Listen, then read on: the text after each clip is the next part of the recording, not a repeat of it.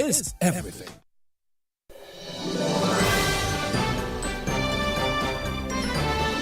Fair and balanced, unbiased and clear, concise and accurate.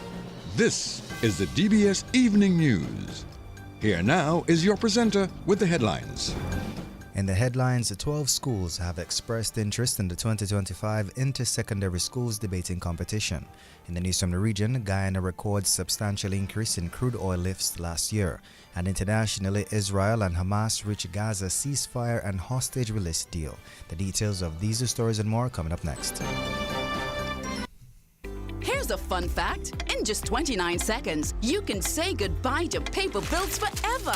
Seriously, in 29 seconds. That's less time than this ad. Head over to discoverflow.co or visit us in-store and update your contact information now. By October 1st, your bills will be digital, easy to access, secure, and hassle-free. So what are you waiting for? This ad still has 2 seconds left, and you could have already gone paperless. DBS News. And welcome back. First off, 12 schools have expressed interest in the 2025 Inter-Secondary Schools Debating Competition. The debating competition, which is in its third year, will officially get underway on January 28th. Organizer of the Inter-Secondary Schools Debating Competition, Trudy Christian, says this year promises to be an interesting one. So the competition will begin at the end of January. We are looking for the first round to kick off on January 28th. And the round will include all the high schools that have indicated their interest in participating. We have 12 who indicated. It might drop to 11, but we have 12 high schools that initially confirmed. And interest, we are anticipating the entry of the Pierre Charles Secondary School and the Goodwill Secondary School into the competition. And these two high schools have not previously taken part in the competition. Of interest also, the winner of the 2023 competition, the Afro Waldron SDA Academy, is not taking part this year. So we do have some space. Some of the, the competitiveness that had been provided by that school is now open for another school to take that up. So we see that we have some movement in the schools participating, but overall, the majority of the secondary schools are on board. Round one will include all these secondary schools, excluding the Orion Academy, who is the reigning champion of the Inter-Secondary Schools Debating Competition. So they get a bye out of the first round, and they will come in round two, which is scheduled for February, the semifinals in March, and the finals in April. And that was organizer of the Inter-Secondary Schools Debating Competition, Trudy Christian. A 4-member team of medical practitioners has arrived from China. Minister for Health Kasani Laville says Dominica is grateful to the People's Republic of China. 4 Chinese practitioners who were here are also returning home. And today, on behalf of the government and people of the Commonwealth of Dominica, I once again take this opportunity to officially welcome you, the 7th cohort, to Dominica. We are indeed grateful. It's a pleasure to receive you all, and we will treat you all with tremendous kindness. Access to medical care should never be seen as a privilege. Instead, it is that lifeline that empowers individuals and strengthens communities. And to that end, medical collaboration among friendly governments like ours, in this case, the People's Republic of China and Dominica, and also too, I see some members of the Cuban Brigade who are there with us. These help vitally to expand access to specialized healthcare services and to augment underserved areas and specialized areas, and to also build capacity. In our case, the technical cooperation provides critical support in areas like ophthalmology, urology, anesthesiology, and cardiology. In my address last year, I highlighted the profound impact of this medical collaboration with the government and the people of the Republic of China in transforming the lives of our people by providing specialist care, which in most cases would have been sourced overseas. And that was the Minister for Health, Kasani Laville. Meantime, China's ambassador to Dominica, His Excellency Chu Maoming, welcomed the arrival of the Chinese medical team. I extend a heartfelt welcome to the 4 members of the 7th batch of the China medical team, Dr. Deng Nan, urologist, who used to study in the United States, Dr. Du Yipeng, cardiologist, Dr. Song Li, ophthalmologist, and Dr. Zhang Xupu, anesthesiologist. Your arrival marks the beginning of a new chapter in the enduring partnership between China and Dominica.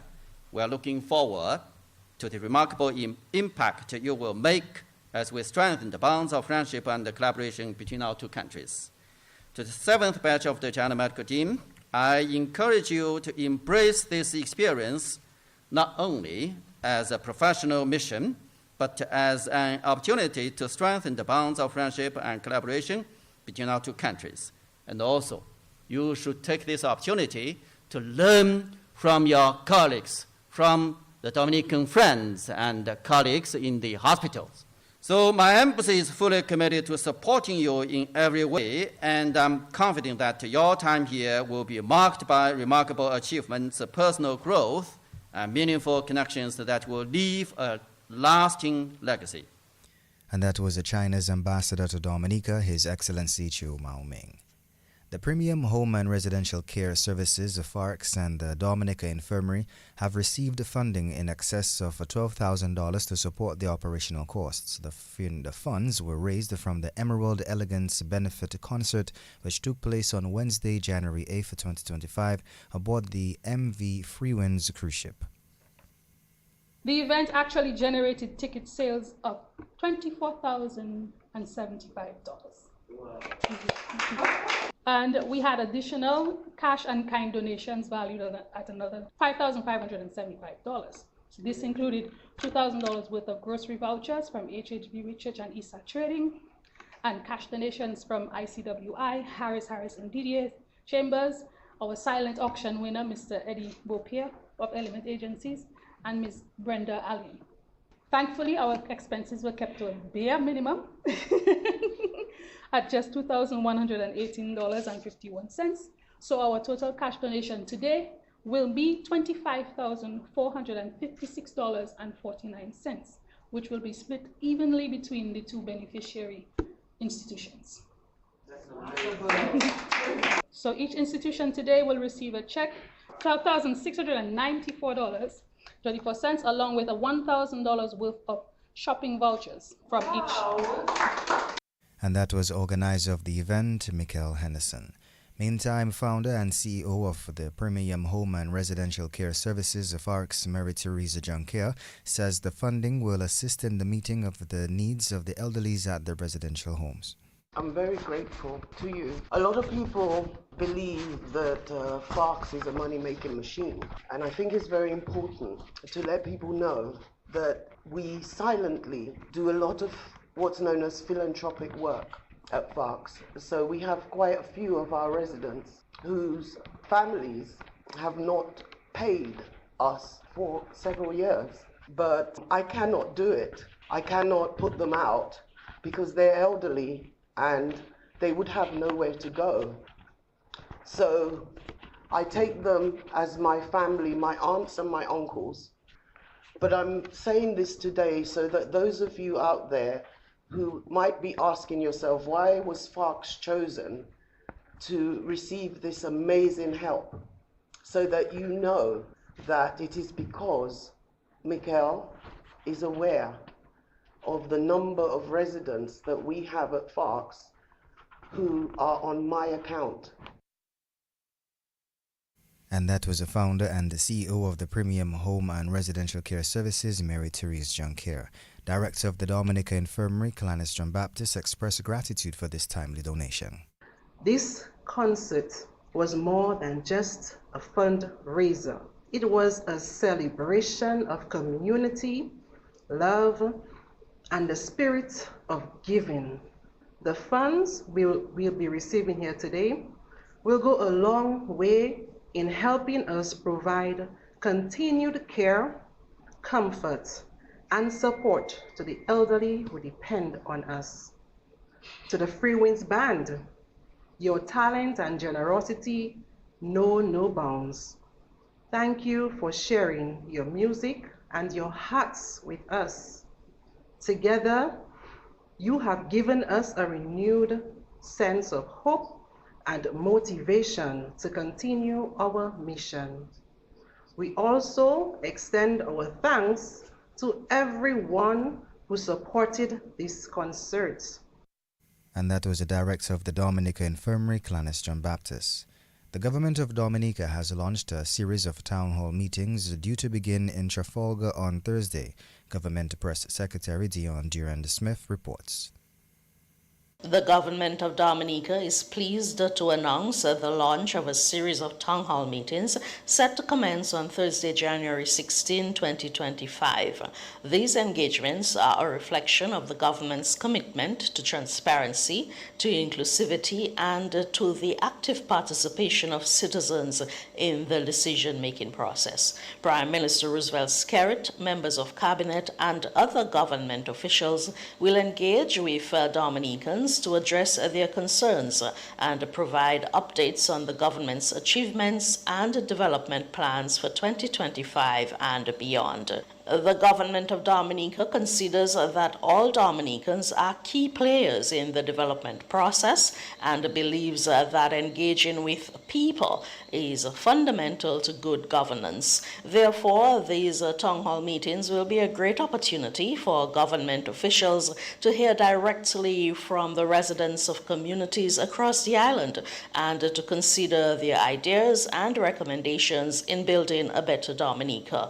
The first meeting will be held in Trafalgar for residents of the Roseau Valley and neighboring communities, and additional meetings will take place in the constituencies of Salibia, Collyho, Castlebruce, Soufriere, Cottage, La Plaine, and Wesley. The Trafalgar meeting on Thursday will take place at 6 p.m. at the Trafalgar Community Center, and we encourage all who are able to attend and to contribute to the discussions.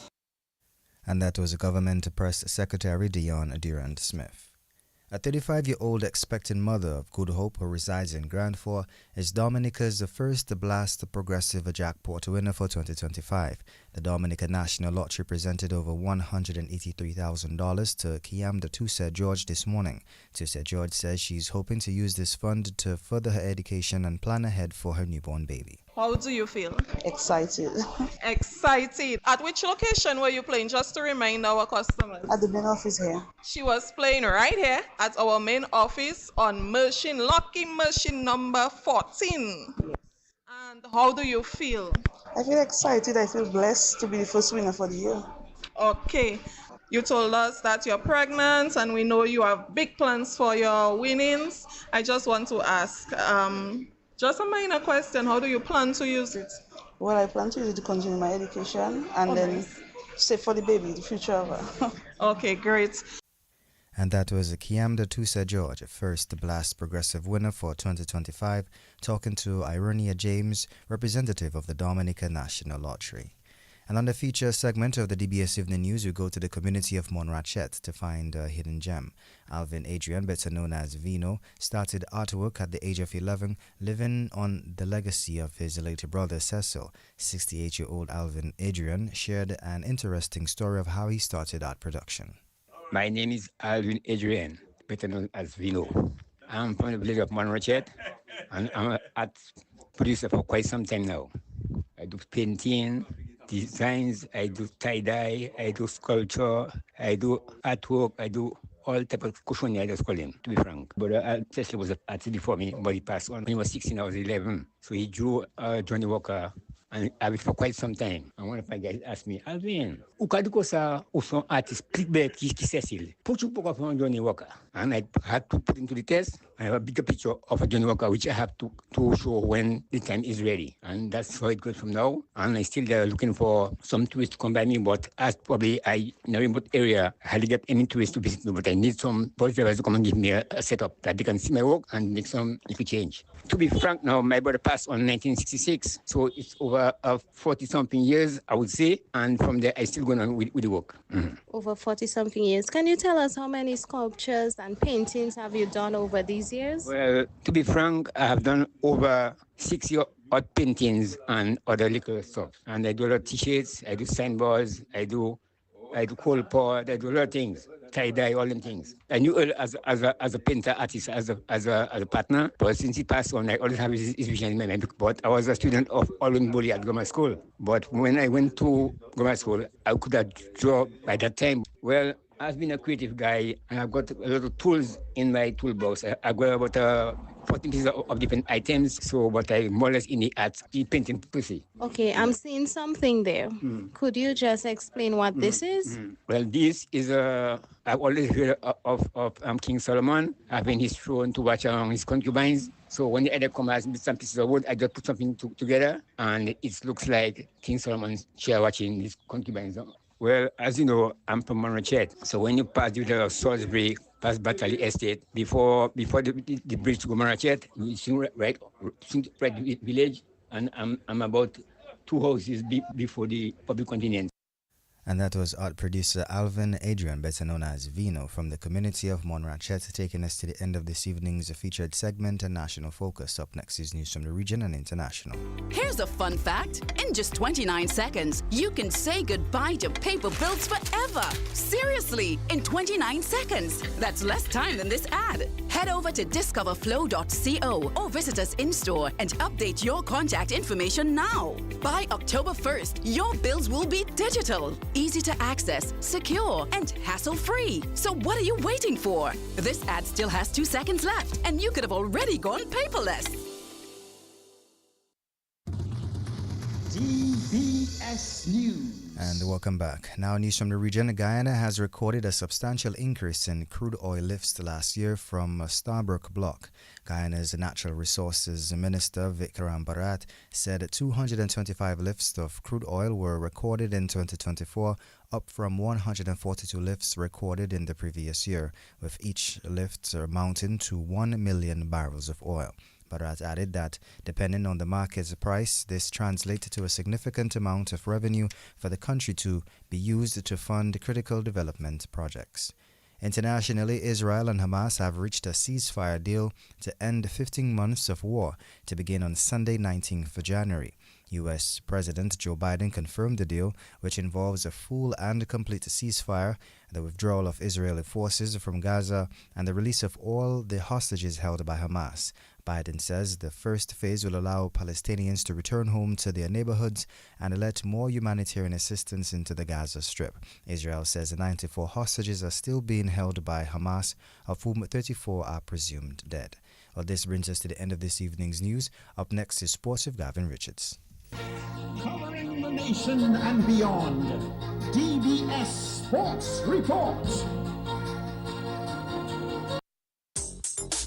Rudolph Thomas Enterprise in Portsmouth, your suppliers of building materials and hardware products. Over 20 years experience in the business. Rudolph Thomas has lumber and plywood, Portland and tile cement, steel rods, galvanized and fence pipe. And Rudolph Thomas can meet all your wire needs. Galvanized roofing sheets, doors, windows, toilet sets, face basins and bidets.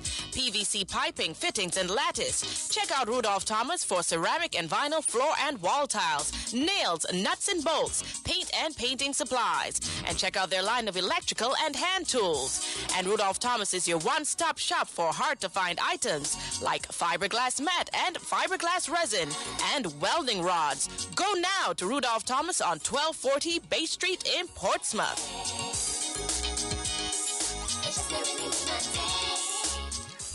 Well, good evening. I'm Gavin Richards with the DBS Evening Sports Report. Let's begin with some table tennis news, as the top table tennis players on Ireland will be on show this weekend as the Dominica Table Tennis Association stages its first national tournament for 2025 at the Massac Indoor Facility on Sunday, where the tournament will see competition in the under 13, under 15, under 18 boys and girls, and the senior men and women's division.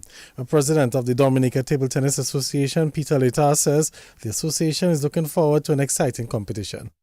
The Dominica Table Tennis Association is proud to announce its 2025 National Table Tennis Championships to be held this weekend, Saturday the 18th, at the Massac Sports Complex from 10 a.m. It has been years since we have had a national table tennis tournament, and we are elated to see it back on stream, and we'll ensure it continues. This tournament is all about ranking our players, bragging rights for the players, and we call on the public to come on down to the Massac Sports Complex on Saturday to support all table tennis players. The categories for this tournament is boys and girls under 13, boys and girls under 15, boys and girls under 18, and seniors, men and women. Table tennis is one of the more exciting sports to watch. It is said that it is the fastest reflex sport on the face of the earth. We just call on the public to come on down to the Massac Sports Complex to support table tennis. And that's President of the Dominica Table Tennis Association, Peter Leitao. Let's move to some cricket news as the West Indies head coach Andre Kohli says the team has to put the disappointments from 2024 behind them and be prepared for the new challenges for 2025, where the West Indies will play their first test for the year on Friday when they take on Pakistan. The West Indies managed just 2 wins in Test cricket in 2024. Kohli says that the team has to learn from the mistakes over the last few years. I prefer to live in the present and the past. The past is the past. What we've been able to do is obviously look at what has happened in the past and see potentially what's in front of us and then almost anticipate what is to come.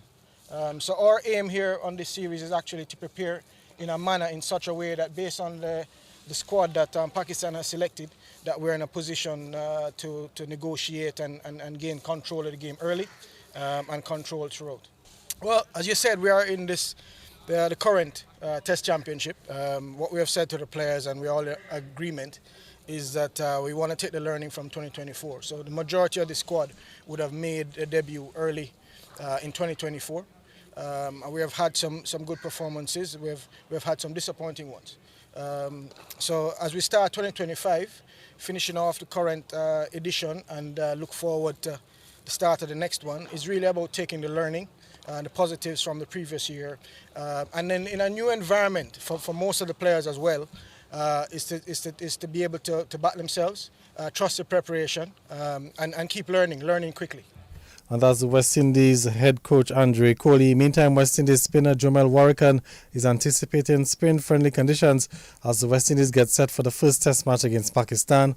Warrican says that the players have to be mindful of the challenges and be ready to play their roles. The preparation has been very well. We had a couple of days to practice and play a practice game as well. And I think the guys and myself took the opportunity to get familiar with the conditions and prepare well for the test series starting on Friday. Yeah, the conditions have already been documented as to what is expected or what could be.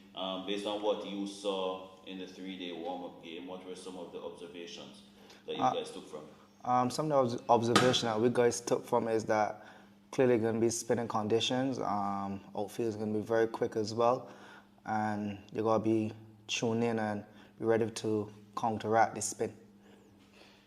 Given that you're one of the 3 spinners selected, which is specialist spinners in the team, how much of a burden is that, or are you relishing that role to see that you're going to be probably one of the front runners with the ball in hand for the series? No, in a position that you got to embrace it and enjoy that challenge and to help us defeat Pakistan in the series, or if not, compete or draw the series, whichever outcome happens. But me being one of the top 3 spinners is a case that you have to enjoy the challenge and embrace it and perform to the best of your ability. Yeah, the World Test Championship cycle closes this month. This is the last series in it. How important is it for the West Indies to close it out with a victory? Anyone would like to have a brilliant climax. So for us, we really need those points to finish very strong, and just for us to figure as a team, just to finish the series with a win and just finish the World Championship, Test Championship with a bang. And that's the West Indies spinner Jomel Warrican. Meantime, cricket commentator Fazia Mohammed feels that the captain Craig Brathwaite is under pressure to perform in this series. He's going to be under considerable scrutiny. Yes, he's closing on 100 test matches, but no one is entitled to a free 2 or 3 test matches just to get to 100. Craig Brathwaite clearly has that passion, that love for the game, and he wants to get to 100 test matches. But if he's not getting any runs, if he's continuing to struggle, you've got to look at other options. The question is, are there any viable options out there in the regional game with the season about to start at the end of January? And on the captaincy side, yes, that is always a concern, because from the very outset, when he took over the captaincy full time 4 years ago for that tour of Bangladesh, when Jason Holder, the regular captain, opted out, it was felt that Craig was too defensive minded and so on. But he won 2 test matches and came away with that series, drew the series in the Caribbean. So therefore, things were going well. But of course, we know the general standard of West Indies cricket, and those technical flaws and those technical shortcomings and defensive posturing would have shown up over time. So yes, it's about his batting, because he can't just be a captain and not scoring runs, never mind looking towards 100 test matches, and also how he's going to handle the team in these situations. And that's cricket commentator Fazia Mohammed. Well, Dominica's Amir Gilbert bowled a decent spell without taking a wicket, but the rest of the West Indies under-19 girls were a bit flat with bat and ball as the West Indies suffered their first defeat going down to New Zealand in warm-up action ahead of the under-19 Women's World Cup this morning. Well, New Zealand batted first and they posted 151 for 2 in their 20 overs. Amir Gilbert bowled 3 overs, conceding just 18 runs without getting a wicket. The West Indies, chasing 152 to win, were bundled out for just 72 in 18.5 overs. New Zealand won that game quite comfortably by 79 runs. Well, the Under-19 World Cup will get underway this weekend. The West Indies, they will play their first match on Sunday against India. Let's move on to some football news as Oyo's wholesale and retail shop will clash with Boy's Barbershop as the football action continues tonight in the DA Next Level Sports Management and Recruitment Corporate Futsal Tournament at the Massac Indoor Facility. Well, that game is scheduled to get underway anytime from now at Massac. At 7 o'clock, we'll also see Jolly's Pharmacy taking on Sticky's Chill Sport Ballers. And at 8 o'clock, One Pot will battle D-Threads Tire Inc. There's also cricket action on tonight in the Kasani Laville Maho Softball Cricket League. We'll see Harris Spain's veterans coming up against Fonkole United in the only match this evening. That game gets underway at 6:30 at the Maho playing field. Remember, both teams are going in search of their first win in the competition. The veterans, they've lost their first 2 matches, while Fonkole had their only match end in a no result due to the rain. So the Soufriya Knight Riders, they're the top team heading into the week's matches. Of course, our Soufriya Knight Riders are on top. We have VF Inc. Hitters in second place, Do It Center Legends in third, and the Sunrise Rangers are in fourth place. So lots of sporting activities on tonight. We have cricket in Maho, and of course there's the corporate football tournament, and that's taking place at the Massac Indoor Facility. Also tonight we have Off the Field. Of course, that will be the first Off the Field program for the year, and I will be joined by Delvin Esprit in a few minutes' time. So that's the news on behalf of Hassan Robinson, who brought you the news, and DJ Halo Boy, our links person, Gavin Richards, saying good evening and thanks for listening. Rudolph Thomas Enterprise in Portsmouth, your suppliers of building materials and hardware products. Over 20 years experience in the business. Rudolph Thomas has lumber and plywood, Portland and tile cement, steel rods, galvanized and fence pipe. And Rudolph Thomas can meet all your wire needs. Galvanized roofing sheets, doors, windows, toilet sets, face basins and bidets. PVC piping, fittings and lattice. Check out Rudolph Thomas for ceramic and vinyl floor and wall tiles, nails, nuts and bolts, paint and painting supplies. And check out their line of electrical and hand tools. And Rudolph Thomas is your one-stop shop for hard-to-find items like fiberglass mat and fiberglass resin and welding rods. Go now to Rudolph Thomas on 1240 Bay Street in Portsmouth.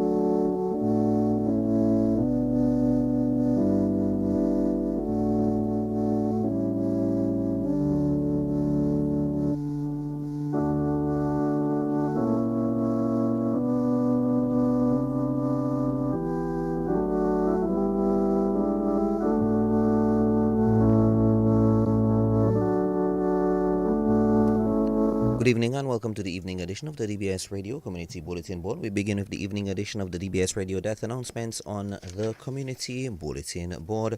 It is the 15th day of January 2025.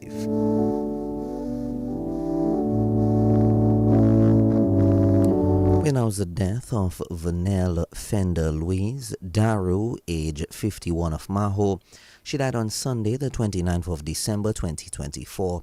She will be remembered by her husband Paul Daru, her mother Lucy George, her adopted mother Flora George Riley, her father Eustace Lucky Louis, father-in-law Simon Daru, children Anissa Anthony, Ronell Davis, and Kwan Daru, one adopted child Dariella Polidor, stepson Dylan Daru, brothers Ferdinand Laville, Donnie, Tony, Dean, McIntyre, Poise, Roland, Desmond, Lennon, Rohan, Dave, and Ernest Louise.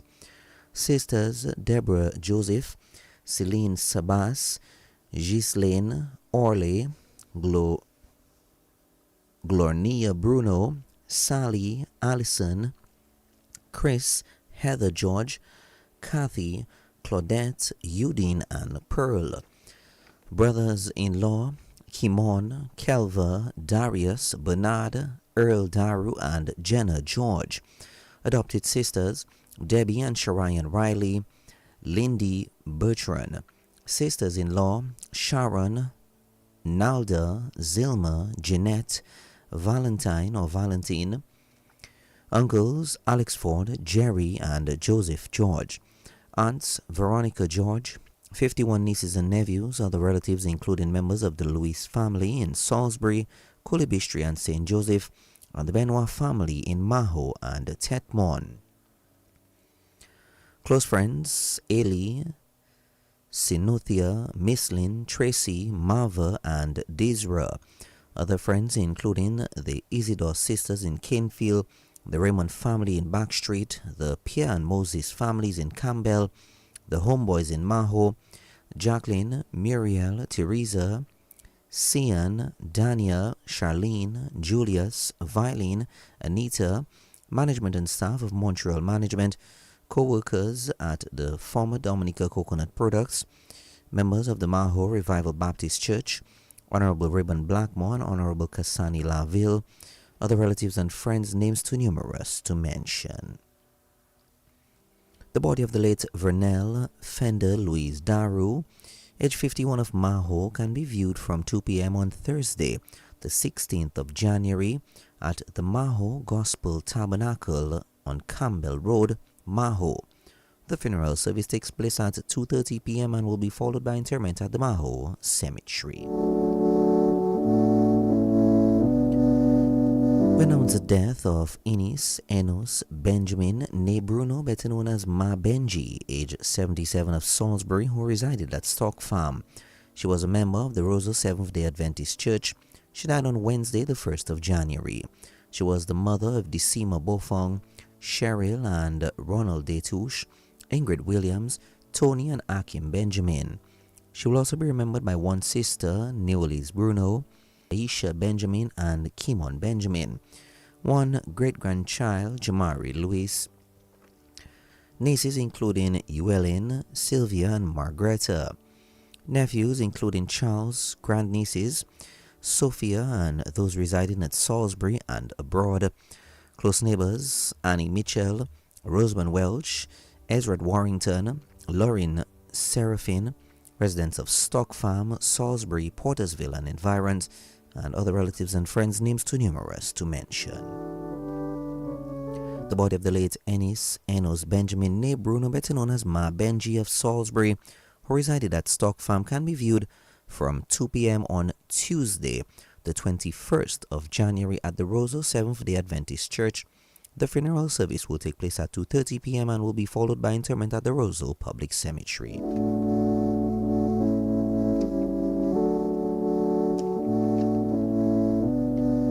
We announce the death of Madeline Blaise, better known as Ma Blaise, and Mabel, age 96, of Hagley, Grand Bay. She died on Friday, the 27th of December in Grand Bay. She was the mother of daughters Flora Commodore in Dominica, Julia Dover, Genevieve Louise, Marie Blaise Francis, Vernice George, and Myrtle Blaise in Orlando, Florida, and Louvain John Baptist, better known as Royette. Her son, Einstein Blaise in Texas. She will also be remembered by her sisters, Josephine Commodore, better known as Mike Hoot, Anne Bastien, Claudia John Baptist, better known as Cece, and Marie Fabian. Her brothers, Paul and Mark Bastien. Her grandsons, Kenny Dover, Kurt John Lewis, McMorris, Nigel, Frank, and Roland Commodore, Steve Regis, Derrickson Blaise, Greg, Dale, and Jaden George. Her granddaughters, Arnolda King, Natalie Commodore Jude, Mary Commodore Francis, Tasha George, Gisnell Commodore Liebert, Nicole Blaise, Tamara George, and Ashanti Francis. Sons-in-law, Morris Commodore, Avondale George, better known as Racco, Timothy John Baptist, better known as Eddie. Daughters-in-law, Nazarene and Jessie Blaise. Cousin, Gustav Williams. Sister-in-law, Althea Bastian. 52 great-grandchildren, 8 great-great-grandchildren, 39 nieces and nephews, 54 grandnieces, and 60 great-grandnephews. Caregiver, Kenny, Philippa, and Benson Alexander, better known as Pio or Payo, also Lucinda, Romaine, and Amma and Estelle. Special friends, Et and family, Ivonia and family, Vania and Suzerain and family, Jermaine, Gunn, the Bastien, Liverpool, Matthew, and Pharaoh families, and other friends and relatives, names too numerous to mention. She was predeceased in death by her parents, Madeline Matthew and Thomas Bastien, and her husband, Edward Blaise. The body of the late Madeline Blaise, better known as Ma Blaise, and Mabel of Grand Colibri, Grand Bay, can be viewed from 2:30 p.m. on Monday, the 20th of January, at the Grand Bay Roman Catholic Church. The funeral mass will take place at 3 p.m. and will be followed by interment at the Grand Bay Roman Catholic Cemetery. The management and staff of DBS Radio, the nation station, extends deepest condolences to the families of the late Vernella Felder Louise, Enis Enos Benjamin Ne Bruno, and Madeline Blaise. And now, your Community Bulletin Board.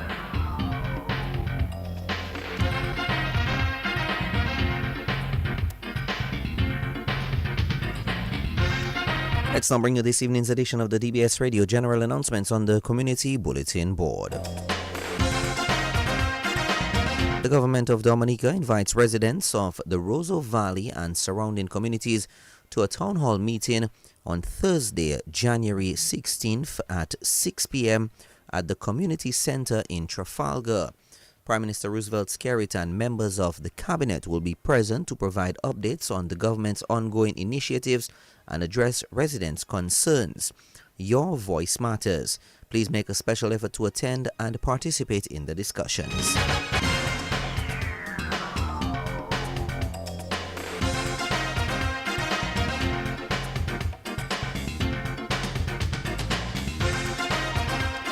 UWI announces continuing and professional education courses in the following, starting on the 27th of January 2025. Building and Construction Management, 10 weeks. Advanced Counseling, 13 weeks. Customer Service, 6 weeks. Entrepreneurship and New Venture Creation, 10 weeks. Financial Risk Management, 10 weeks. Fundamentals of Special Education 2, 10 weeks. Human Resource Management, 6 weeks. Introduction to Counseling, 13 weeks. Introduction to Supervisory Management, 13 weeks. Principles of Teaching Young Children, 10 weeks. Public Speaking and Professional Presentation Skills, 10 weeks. Sales and Marketing Management 1, 6 weeks. Quality Surveying, or that should be Quantity Surveying, 10 weeks. 6-week courses are $300. 10-week courses are $500, and 13-week courses at $650. Deadline for registration is Wednesday, 22nd January 2025. Call 285-3482 for more details.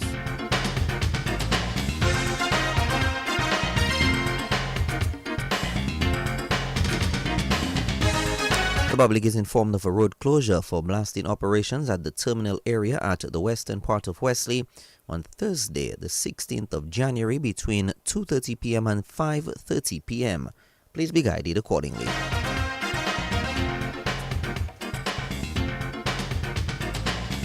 The family of the late Alexandra Seaman would like to express their heartfelt gratitude to everyone who in one way or another reached out to them. Whether you visited, sent flowers or a card, said prayers or words of encouragement during the illness and death of their dearly beloved one, they say thank you. Your support meant a lot to them during that difficult time. Thank you and may God bless you. We've come to the end of the general announcements. We have this item of What's On. Stay tuned. Do you remember when Pan was king? Well, the Ministry of Culture, Youth, Sports and Community Development and the Cultural Division presents Pan in the City Street Jump Up in memory of the late Wilfred Poncho John Baptist, Edward Andre and Alan John Baptist on Friday, January 24th, 2024 at 6 p.m. on the Bayfront. There'll be guest performances by Pan in Harmony, Pussy Culture, and guess what? Kwan, Little Boy, Shally will be there, backed up by Stilpen. It's Pan in the City Street Jump Up. Let's relive the memories of the good old Pan music. We've come to the end of this evening's edition of the DBS Radio Community Bulletin Board. Thank you very much for joining us. The next edition will be tomorrow morning from 6:10 a.m. with the morning edition of the death announcements. And then we continue at approximately 7:40 a.m. with the morning edition of your general announcements and What's On. Don't forget to hear your announcements on DBS Radio, the nation station. Come into the sales and marketing team's office Mondays through Fridays between the hours of 8 a.m. to 4 p.m. Also, give us a call, 448-3282 or 448-3283. Same times and days mentioned except holidays. Don't forget,